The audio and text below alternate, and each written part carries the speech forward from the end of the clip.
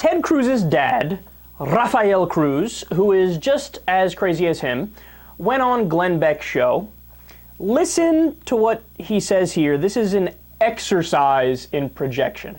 You know, in your previous sermon segment, you were talking about imagining America.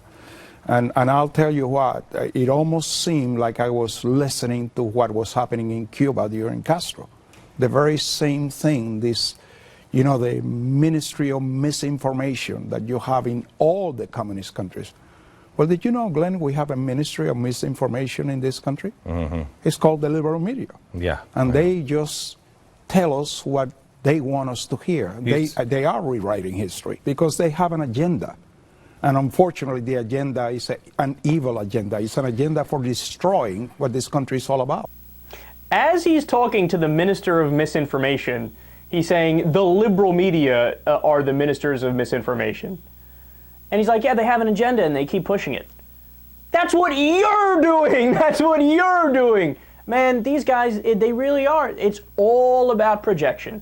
If you're ever wondering what's on the mind of a conservative, listen to what they say about liberals. Whatever they accuse liberals of, they're doing it. So I love how they always do this with kids, how these liberals are indoctrinating the kids. Meanwhile, remember I played a highlight reel for you guys one time. Wall to wall, nothing but conservatives indoctrinating kids. They had a 14-year-old speak at the CPAC convention as a keynote speaker to talk about, yeah, conservative, I think Jonathan Crone was his name. Yeah, conservatism, let me define it for you. You're the ones that are indoctrinating. Oh, what, did the kid come to be a conservative when he was 11 based on his own merits? Based on, you know, reading books on his own? No, his father pushed him in that direction. There's a video on YouTube that went viral. It was like the 10 reasons to not re-elect Barack Obama. It's like a 6-year-old kid giving the reasons. And we're indoctrinating people? The conservatives in Texas right now are engaged in a battle where they're trying to actually teach Adam and Eve in the science textbook. That's conservative trying to indoctrinate. And they go, no, the liberals are indoctrinating. We're not indoctrinating at all, dude. You're the ones that are indoctrinating. And look, man, they always make this claim that, you know, oh, the liberals are the ones that are lying. The liberal media lies. The Democrats lie. On our side, oh, we're always telling the truth. We're always... Okay.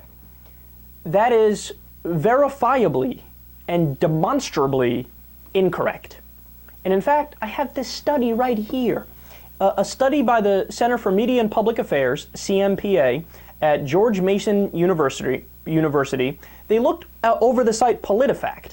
Now, PolitiFact is a website where it's actually biased against us. It's biased against progressives. Why do I say that? Because they bend over backwards to be fair to conservatives when they say things that are blatantly not true, but they'll parse a statement and say, well, that little part right there might be true if you stretch it. Anyway, we'll give it half true. And it'll be something as false, right? So it's biased against progressives, but listen to this, ready? Quote, PolitiFact rated 32% of Republican claims as false or pants on fire compared to 11% of Democratic claims, a 3-to-1 margin. They lie 3 times more often than we do. Conversely, PolitiFact rated 22% of Democratic claims as entirely true compared to only 11% of Republican claims. That's a 2-to-1 margin. A majority of Democratic statements, 54%, were rated as mostly or entirely true, compared to only 18% of Republican statements. Conversely, a majority of Republican statements, 52%, were rated as mostly or entirely false, compared to only 24% of Democratic statements.